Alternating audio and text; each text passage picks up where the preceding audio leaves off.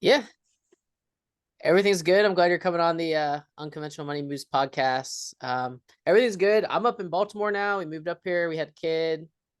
I was just down in Duval this Yes, past sir. week for a wedding, and that's pretty much it. That's awesome, man. It's a Other family than life. business I'm in the stuff, same boat. yeah, I'm following in Matt's footsteps. We met at good old Thompson Performance, and we were training over there, and Matt does some cool stuff in the construction world. So happy Thank to you. have you on. What else is Happy to going be on here, man. other than business stuff? We'll get into Other that than later. business, really just life, dude. Family. My daughter turned 3 and just trying pretty much the only thing in my life right now is business and family. I'm working around the clock. It's a growing year for me, man. I had to kind of reinvest everything to the businesses to kind of expand and grow. So I've just been kind of dealing with that this year and trying to keep my head on straight with life itself as well. That's how it rolls, man. It's basically like, well, do we want the money or do we want the future? Well, and that's exactly it. And you know very, very well what it all goes into starting a business and operating a business and trying to expand and grow and hire. There's ups and downs and income and everything else. So I mean, it's just it's a wild ride. So it's been a fun year so far for sure. Yeah. Now, like when we met, you were selling real estate. Now you're developing real estate. You're doing both. Like, what are you doing? Yeah, I'm doing both, man. I was a realtor when we met, just kind of helping people buy and sell homes. In the meantime, I think I owned Someday Homes at that point too. I essentially became a real estate broker. I got my broker's license in 2020, opened up kind of my own brokerage, I should say. I just wanted to operate by myself as a realtor. So I opened up a brokerage as just myself. And now I have a storefront. I've got 7 agents that work for me. So we've kind Real of estate got that. agents? Yeah, 7 agents. Yep. So growing the team. The goal was essentially to kind of have a team built so that I can kind of focus on the development and the sales side of new construction, and then have my agents handle all like the normal buying and selling process as well. So that way I didn't have to turn away business. Is it as crazy as like what I see my Roxanne watching on like Selling Sunset? Is it like is that the vibe? Is that the No, vibe I over there? mean, Is it a lot more it, chill? it's definitely more chill. All that stuff, that's all reality TV, all that good stuff. But it makes the drama makes it fun. But it's been a busy year. I mean, we're selling. I think we have just about 22 million closed for the brokerage so far this year. We'll hopefully be finishing up around 30 million closed, just on the sales side. And then we've got, so like Someday Homes, like that I started, we have 2 branches. We have Someday Homes Realty, which I own, and then Someday Homes Construction, which my business partner, Brandon, owns. So that was kind of always the ultimate plan so now we have a builder's contractor's license and a broker's license under one roof. We can buy land, we can build, homes, we can build single family, multifamily homes. I can then design them, sell them. So it's kind of like really one big team and one big company that can handle everything. And I like that aspect of it.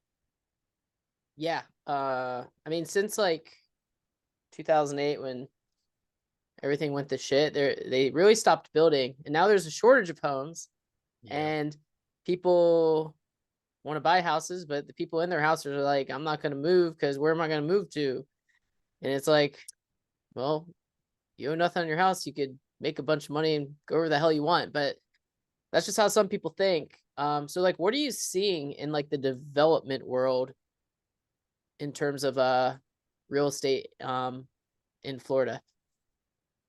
I'm seeing we've had more demand in the development world, definitely for this last year, I would say, strictly because kind of like what you said is inventory's been tight just regardless, whether it's new construction or resale homes.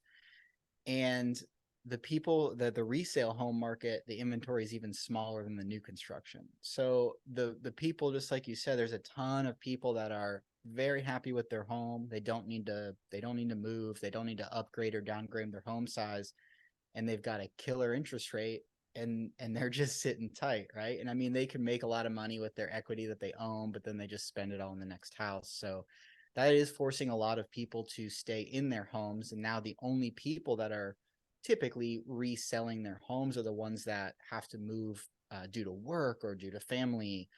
They need to upgrade their home size due to their growing family, more babies, or say the kids are moving out of the house, they want to downsize. So that makes for a smaller amount of inventory of the resale homes coming on the market. And even with that, a lot of those resale homes are not what the buyer wants right now. And the buyer wants a turnkey updated home. Right now, no one wants to do work to their house. No one wants to buy a home and then put more money and redo the kitchen. They'd rather just pay more for the one that's already updated. So Mm-hmm. that's really what's helped the development side and the new construction sale side over the last year, is that's we're giving the buyers what they want, which is all new, updated. It's a brand new home, right? So I mean, you've got warranties on everything. You don't have to worry your maintenance. You don't have to worry about replacing your roof right away, or anything like that. So we've had a much higher demand for the new construction home sales this year, which has worked out well. Yeah, I mean that's why I bought my house new. I was like, I can't fix a light bulb, let Well, alone and, like I and, don't want and to. I don't want to be going to Home Depot every weekend either. exactly, and that's the thing. In Jacksonville, like in my market, it does, like, a lot of these homes are old, man. Like, and I don't want to say like old, like, there's Riverside where the homes are 100 years old and they're historic, but like a lot of them were built in the 50s and the 60s, and they're these tiny little cinder block homes that people have done like random additions to, or like done some weird stuff. But that can cause problems for someone trying to do something to that house. If they're living in it, they're dealing with old systems, old items, an old house. No one wants to replace their windows or the wiring or the plumbing in their home. So, and that's where you go. I mean, you buy what, a 70-year-old home, 80-year-old home, or a new construction home for around the same price, you're going to go new construction. Yeah, I mean the house I'm living in now is 100 years old. We hit up our landlord. We're like, hey, like, do you have a key for the front door? And it's the original lock. And he No was like, way. the key was lost long ago. You would have to have like a locksmith make a key. And I don't even know if those people exist anymore, like to make a key from scratch that fits a lock. Yep. Um, just because like technology's come so far. Like when I got my house in 2015, like the cool thing was like, oh, there's like USB things like in the charger so you could like plug in your phone. What are you guys putting in the new houses now? That's like even cooler. Yeah, we try to keep up with the times as much as we can. I mean, for the most part, what something we do at Someday Homes when we build a lot of our new construction homes is that we will have them wired and ready for a generator. So that Need that in way, Florida. yes, exactly. And a lot of the Floridians that have lived there the whole lives, most of us don't have generators, and we've dealt with hurricanes forever. But to anyone that moves to Florida from out of state, their number one question is like hurricanes, hurricane safety. And so we have it kind of pre-wired and set up so that we don't include a generator in the homes, but they are wired and ready for it. So you can just have a generator, get it attached, and your plug and play kind of ready to go there. We do a lot of those like USB outlets and different types in the kitchens, bedrooms, just updating kind of the electrical to the new technology needs. But that's kind of it. We leave everything. We don't get too custom with the homes. We do it to where it's left open to where someone is able to do some like extra custom finishes, because we build more spec homes. So like I don't have an end buyer until it's finished and then we list it on market. So we'll Mm-hmm. update a lot of things and go to like a semi-custom route and then leave it finished, so that way when the buyer comes in and say like, here, now you have the option to kind of do X, Y, and Z how you want. So when you have these houses, Matt, does Someday own that house and they're selling it to whomever's coming to buy it? Is that how that works? Yeah, that's how it works. Just starting this year. So we've partnered with multiple builders over the last 3 years that we started developing. Um, so like, but typically, yes, like the builder or the developer is going to buy the land and then, going to sell it all in one name. But how we do it is we have a holding company. So we created our own, like an own LLC, and we buy the land in that holding company. So that holds it. We have our construction company. So the holding company buys the land and then we get a hard money loan to build it. So we, and also the holding company receives that money, pays draws to the Someday Homes construction to build the home. Someday Homes Realty sells it. So if you built this house, let's say you put solar on the house, would you guys get the tax credit for that? Or would that be transferable to who buys the house? Because like, Typically from solar in Florida is it's the Sunshine State, man. Yep. Yeah, we're actually just looking into this right now. I've got a good solar company that I trust and sells the systems and doesn't lease them, but it would go to the buyer, essentially. So, and it's getting more affordable to do that solar. So we're looking at those options on kind of the Jacksonville beach or the beach properties where the sale prices are like $1 million. We can kind of justify spending, $20,000-$30,000 in solar, as it's still pricey, but at that price, you then don't have an electric bill. So when you can spend that much, and it depends on your county and their regulations that they have, I guess, with the state. But like at the beaches, I primarily build most of my inventories in selling and building is in Jacksonville Beach. And they will do, they have a system where you can get completely no electric bill whatsoever.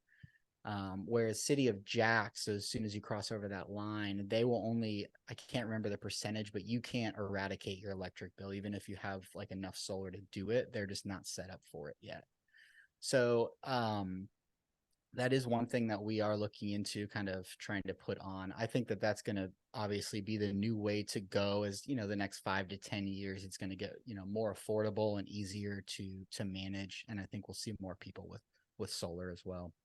Yeah, I see a ton of people in Maryland with solar on their roofs. I'm like, we're in Maryland. Uh Interesting. it's about to be dark real early. Uh Yeah. Now that we're Yeah, starting we've to still enter got the the sun for a winter's while. coming. Yep. So, but yeah, solar's cool. You're doing the generators. Like, I mean, I'm assuming like electric car things, or people are gonna want that stuff in the future. Is there Yeah, like that's anything else out there that like is coming that we don't, maybe I don't know about? not too much, man. I mean, you see like the companies that are playing around, like I'm sure Tesla's played with it, like the solar panel roofs. I know there's a couple other companies out there as well. That's still like ungodly expensive to really like make it worth your while to do, but as like with technology, it's going to get cheaper and cheaper through the years. So I think that'll be a big thing in another 10 or 20 years with solar, just roof shingles itself. The electric cars.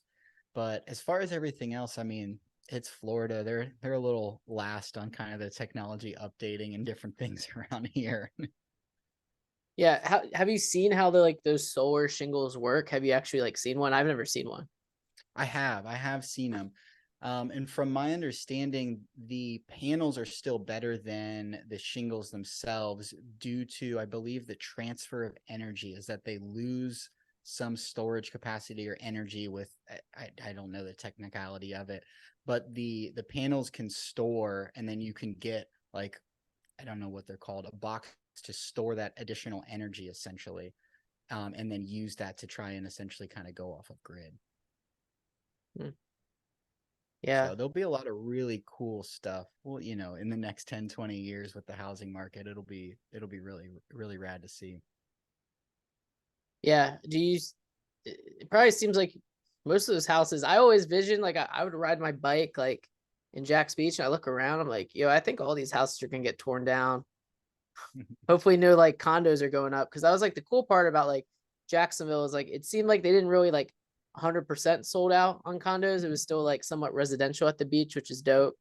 Versus like I don't know how many houses like in South Florida or on the beach anymore. Yeah, there's not many. That's a reason I love this city and I love the beaches up here, because I was born and raised in St. Pete, Florida, and there's like barely any residential properties on, the beach over there. It is all massive condos, hotels. I mean, it's really rare that you have single family homes, like one on the ocean or even just a lot at the beaches. So that kind of intrigued me when I moved up here. I loved that small town feel where like you cross on First Street and Second Street and it's all townhomes and single family homes and just that real local feel. They've kept a real good energy with that. And they've allowed Margaritaville Hotel because they bought that a while ago before, and they allowed one other condo, but there's no more. We're at a height restriction of 3 feet now, so no one can build anything taller than that. So it does allow it to still have that residential feel, but a lot of those older, smaller homes, I'm buying and knocking them down. Yeah. I mean, it's like a 900 square foot block home. It's like, what are you going to do with this? The land, it's at the point where those homes, the dirt's worth more than the houses. So highest and best use of property is to use the dirt. Mm-hmm. And that's what you got to evaluate when you're looking at that stuff. So when you tear a house down, like, is anything salvageable, or do you just like take it away, have a bonfire? I don't I know. scrap it. I scrap it to the dirt. It is in my opinion cheaper and easier to just get rid of the whole thing. I know one developer out here that has bought a few of those old cinder block homes and essentially torn like everything besides like 3 walls of the cinder block and kind of like rebuilt a first story around it and added on and then went up. But that's just, in my opinion, that's more headache than anything. It's harder to deal with an existing structure than just level it and have brand new plans and build from scratch. It's just easier. Everyone knows, what they're doing between framing and electrical and plumbing, and you don't have to don't have to work around or work on a different plan. Yeah, I mean, you get those old pipes, all that old stuff that wasn't made very well. Yeah. What's the point? This is gonna burst eventually. It's gonna be a pain in the Yeah, butt. exactly. Well, then it's like if you even want to keep some of the walls, you're still tearing everything else out and demoing part of the house. So it's hard to even keep, some of the stuff intact if you try to like save part of the home. Mm. Now, are people like open to selling to you? Are people just gonna have to like be found in their house after they like move on to the next life, whatever that is? Like, what are you seeing in the areas that you're looking for the opportunities? To purchase, I mean, people are pretty willing to sell. It just depends on like the situation, whether like when we buy, for development land, you're either buying kind of empty lots or you're buying for instance, you're either buying like either vacant lots that have like an older, smaller home on them, or like I checked out a lot yesterday where someone at the beach, and this is kind of happening semi-frequently now, is someone's lived at the beach forever, they've owned the home forever and they don't want to leave, but they have 2 or 3 lots as part of their home, right? And if their home is not built on one of those lots, they can section that lot off of their property and sell that. So like I was looking at a property yesterday and the lot's 100 feet wide by 150 deep, or his home is what his house is on, but it's 2 lots, 50 by 150 side by side, and the home is only on one of the lots, so the other lot is free and clear. And now he said he wants to do a big upgrade on his home. He's like, I don't want to leave the beach, but my house needs to be upgraded. And so he's going to sell that side lot. He's going to make almost $400,000 on the sale of that just piece of dirt. And now he has all that money to put into his home, and he's going to update it, and now he's got his beach forever home to live there for the rest of his life. So like that's What another option as well, as if you get creative with it. Tell them to give you the 400 grand as your hard money loan, and then give them some money on the back end. And that's what I do, man. That's exactly what I say. Dude, Well, how about you hold the note on that and sell or finance it? I'll pay you 7, 8, 9% interest, give you monthly interest payments, and then you get your full payment when it's, it's due. I have 100% done that. Dude, this is all crazy to me. Like I would not be able to do this. I'm just kind of like, I don't know. It's just not the way I I operate. It's like you I have to like keep that doing it though. better. That's the thing though, right? Like you have to keep. Yes. That's what I don't like. I like to like I do something and I like to just like let it grow. But it's like the work is done. Like I got I got my land. I've like laid it out. I planted my seeds. Now I just gotta like watch the seeds. Um, Yep. what's that like life like? Just being in the real estate game where it's like, all right, done this one big project, we maybe celebrate. Now it's like, all right, gotta get back out there and find another one. It's stressful. That's what I've been dealing with all year, man. It's funny because I started building and developing in 2020. Right before the lockdown happened, I signed my first partnership agreement with a builder. And obviously that year none of us kind of knew what was going on, but everyone in the real estate game and developers were like, we're still buying, we're still going to build. So I was like, all right, screw it. Like, we're going all in. I spent $3 million on land in 2020 just to start. None of my money, which is all borrowed money. You know what I mean? Um, and I was just like, holy shit! Like, hopefully this is gonna work out. Like, hopefully this will all work out well. And when we started finishing those properties in 2021, prices were even higher, so our profits were even higher. So that worked out great. We kept buying land, we kept building, we kept selling. So 2021 sales and 2022 sales were insane, like fantastic years. But I knew it wasn't my first year in real estate, and I knew damn well you got to pocket the money you make because you never know when the next check is coming. So we kept continuing to buy and sell, and obviously we continued to do that. But now coming into 2023 and 2022, it's when like all trade prices went up. All manufacturers started delaying on items. Trades got delayed. I mean, we went from buying a piece of land to completing a home in 7 months in 2020, and now we're at 14 months right now from buy to Mm-hmm. stop, from buy to completion. So it's doubled our timeline, and that's from city permitting, that's from manufacturers, like I said, trades, anything, all supplies, everything's just more delayed, more expensive. So it lengthened our sale time, right? So now I've got where we were getting paid in like a 7 to 9 month timeline. I'm getting paid in a 12 to 16 month timeline. So my working capital is stretched out and my sales are stretched out as well. So money started to become thinner. Obviously the profits are always still there, but that's like the biggest thing we deal with in construction is just kind of like working capital of these projects. You've got your equity and you're going to, make it all back plus some, but you've got to have the working capital kind of get you through. And that's been a struggle this year, obviously, with the economy and everything we've got going on. Rates have put kind of downward pressure on everything as well. So it's been stressful this year, but I kind of knew that going into it and kind of expected it. Yeah, I mean that's what like they'll say is they measure like the productivity of like workers in the United States, and that's why like this year AI is like such a big deal because essentially like people are like, what is AI? I'm like, have you ever seen a Roomba? Yep, That's AI, that's man. it. You hit it, it'll vacuum while you're sitting there watching TV. That's all AI is. The faster we can get things done, it used to take people, I don't know, 100 years to get from New York to California. Now you hop on a flight, you're there in a few hours. That's all it is. So like the Yep. speed that you can get houses built, sold, like just buying a house and selling a house is a pain in the ass, let alone building one. Yep.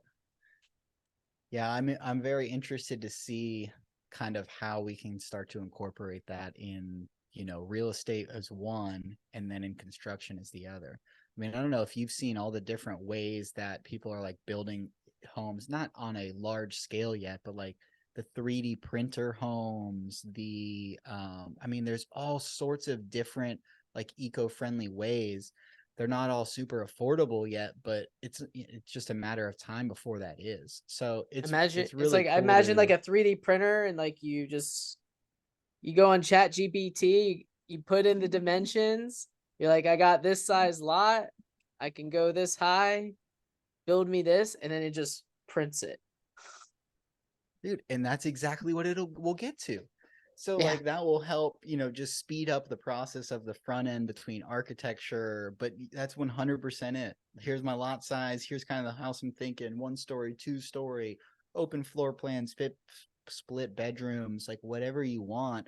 That thing will draw you up a floor plan in a second, and then you plug it into the 3D printer, put in your materials, and that thing will and then just make it. So it's rad. I'm intrigued to see that side of things as we continue to get older and in the construction game for a longer time. So a lot of the contractors out there have been in the game for a long time, and there's not a ton of younger people kind of getting into these trades. So like we've kind of made friends with some of the other kind of newer developers, the younger guys that we're all kind of trying to use more efficiency and cutting edge technology as things come out and become more available to kind of introduce into the home building process. Yeah, that'd be nuts. Like, what would it's like what happens to all those people that build houses? It's like you Oh, need a they'll new still build roof. them. It's like build me a roof that doesn't need shingles. Yeah, Yeah, they that'd could be probably crazy. do it. They'll make it out of some composite material with a 3D printer, and it'll happen. I mean, and now you've got the container homes, which I love. I have not got to do one of those yet, but those intrigue me very much. Are you gonna build one at the beach? I kind of want to. It'd be like there's like a house in Atlantic Beach that's like in the hill. It's like it looks like Oh something out of yeah, like The Hobbit. Like yeah. That it's was pretty in. crazy. That's like a famous house, isn't it? Yes, it is. Yeah, it's a famous architectural house because it's partly in the dunes. It's wild.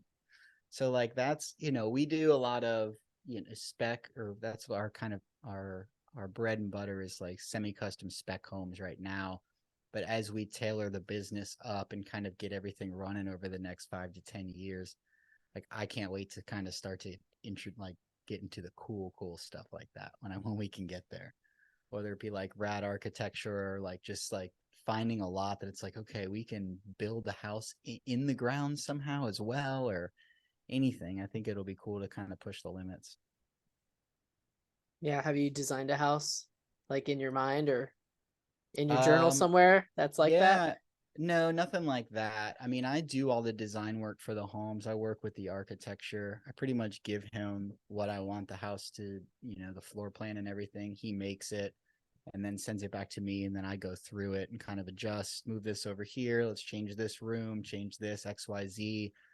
And then I pick out all the fixtures, the tile, the paint colors, everything for the homes. I kind of pick all those options out as well, just because I've shown so many homes that I've gotten used to what buyers like and what they don't like. So Random that was always question. my. What kind of paint do Yeah, you use? Sherwin-Williams. All right. So, because I've been doing some research. Sherwin-Williams just got a new CEO and um been looking at that company. They're actually publicly traded. A lot of people don't know that. Yep, they are.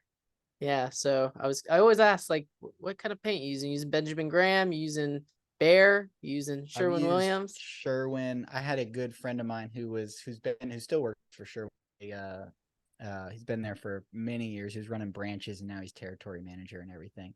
So he got me a count a long time ago. That's kind of what got me into them. But they've taken, the managers at the stores take care of me. I love their products. Honestly, they're fantastic. So that's kind of like our go-to. Once I find a manufacturer or a company that I like, we kind of just stick with them. Yeah, I've been looking at them. I used to own them, sold them. They went down a lot. Now looking Well, back into yeah, paint because with the they shortage of were. homes, people are gonna need paint. You Yep. know, so like And Warren Buffett just bought a bunch of construction companies. And I saw that. I think he owns Benjamin Graham too. Does he really? Is it pretty Benjamin sure? Moore? Yeah. But yeah, Benjamin Moore, not Benjamin Graham. He Benjamin owns Graham is the guy everything. that yeah, you buy boring stuff like paint, carpet, Dairy Yep. Queen. Well, and Sherwin-Williams was having some trouble, a lot of trouble during the pandemic. They couldn't get Mm-hmm. paint to save their life. Man, I couldn't get colors, I couldn't get samples, I couldn't get everything. So I know that their sales were down, everything was down, but they, yeah, hopefully be making a little comeback now. Yeah, that's when I bought it. Perfect, So good man. yeah, I mean, with the shortage of construction, gonna need people like you. I know, like, I've done a little research. Like, I've looked into areas like I know Idaho's kind of getting a little hot in real Okay. estate. I know, like, you're based in Florida. I mean, we used to live like around the corner from each other. Is there any other areas in the country like that are like people are moving to other than I know like Texas and Florida were like the big two. Yeah, those were the Um, big ones. There has been, I've been listening to some podcasts and I can't remember exactly, but there's been like random cities that have popped up that have had like growth that you wouldn't expect, like Midwest or just like in, you know, like you said, like Idaho or just like random things. But I honestly don't look at other markets all too much just because I'm so kind of centered in this Duval and, you know, Northeast Florida market. It kind of takes up all my time. But yeah, I mean, I've been selling to, I feel like every state imaginable, mostly Northeast states over the last 2 years. New Jersey, Virginia, New York, Maine, Vermont, you name it. I've sold. Everyone moved down here. And there still is. I mean, it's not quite as heavy as a move, especially like right now as we're getting into quarter 4, but people are still moving here every day. yeah, everyone up here is like, "Where'd you move from?" I'm like, "Florida." They're like, "Why'd you do that?" I'm like, that's Like, a wait a that's a minute, complicated. it's supposed to be the other way around. This would be the other way around, but yeah, I mean, this area is pretty cool. Like, uh, the house we live in is 100 years old, and there's like a huge backyard, and there's like always deer and stuff back there. So I mean, there's like all this land behind our house. Like, probably fit like three, Oh, four houses back nice. there, which is pretty cool. But I get why people like don't live in up here. Like, I hate driving. As long as I didn't have to drive and talk to people up here, it's pretty cool. But like the people are pretty mean. They're just like closed off. I think that's just like the culture of the Northeast. And then like people driving up here is like Florida's like pretty bad, but at least the roads are nice. But people up here drive like Miami drivers, like weaving in and out of traffic, but the roads are like old and like definitely need to be Really? Are they redone. all like beat up from the snow and the salt and everything? They're beat up from something. I don't know. Good But there will be Lord. like a 4 lane highway. It goes to 1 lane, and the idea was like people would like, you know, merge together to form 1 lane. I'm like, that's not how people operate, That's bro. never, Good. yeah, never It was anyone's a gonna good. do that. It was a good thought, but yeah, my like this might be a bold prediction, but like I've done like research. I think people just like being more in like small towns. So like I feel like people are gonna start moving to, like small towns where like people are a little nicer. There's not as much traffic. Because I mean, there's no reason to even leave your house anymore other than to like go to a sporting event, a concert. You want to take your wife or family out to dinner. I mean, most of the stuff we Yeah. do I now is at mean, home. you're right. And I mean, for the most part, people are even working remotely, even half the week now. Like a lot of people may go, you know, they had to go back into the office, but it's only a couple days a week, or a lot of people can still just work from home. But we're seeing that. I mean, I see that even in Jacksonville too. As you know, I've sold some people's houses at the beach because they're just like, if the beach is getting too crowded or the city's getting too crowded, and they go, you know, far out either to Callahan or you know, somewhere that's just, you know, has more land, smaller town feel. So, I mean, I get that. That is a thing as well. Um, so, you know, to each their own. Yeah, I'm thinking I want to move out west. I just feel like it's like a different vibe out there. I feel like that's something I want to like. I lived in Florida. I live in Northeast for a little bit, and I want to like move to You want to get California. I out to the think mountains or where? California? I want mountains and I want beach. I don't know Yeah, if so that's you can asking have the too best much. of both worlds. No, that's California, man. You got both of it. You just got to deal I with the crazy California. mean, it ain't that crazy. I mean, everyone makes fun of Florida up here, so Oh yeah, everyone makes and fun then of I guess Florida Florida makes everywhere. fun of California. I don't know. I don't really care. I get it, But but no, I'm glad everything's I going well with business. And for sure. is there anything that like we didn't speak about in terms of like your business that you feel would be fun to share before I let you roll and get back to the old Hmm. The old salt mines, that's what they say up here. The old salt mines. Yeah. No, I mean we've still got a lot of branding and a lot of growing just for the business itself. We're gonna be throwing a huge kind of grand opening party. We've got an office, a storefront now, I guess you can say, that I'm still building out. It's been taking me all year, slowly but surely, because we're busy.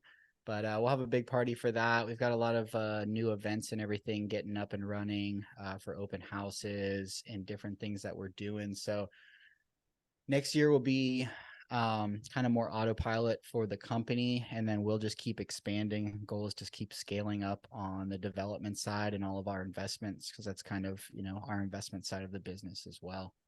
But just keep getting after it, man. I'm young and hungry. Always gotta be hungry. Sometimes I don't eat just to stay hungry a little bit. My wife's like, "Why haven't you eaten today?" I was like, "Eating's a privilege." I was like, "I don't deserve to eat today. I need to do better." I definitely need not suck so much." And she's like, "Don't be so negative." It's like, it's like there's a difference between being negative and like, trying to kick yourself in the butt a little bit. Like, I Yeah, suck today. It's like, all right, I'll do better tomorrow. Versus like, you suck. I mean, there's a difference. But cool, dude. I'm 100%. glad you came on. Someday, Holmes, crushing it at the beach. Thank you, sir. Appreciate you for Perhaps, having me, perhaps, man. Checking in. yeah, man. Of course. Thanks for everyone for listening. We'll see everyone next time on the podcast. Peace.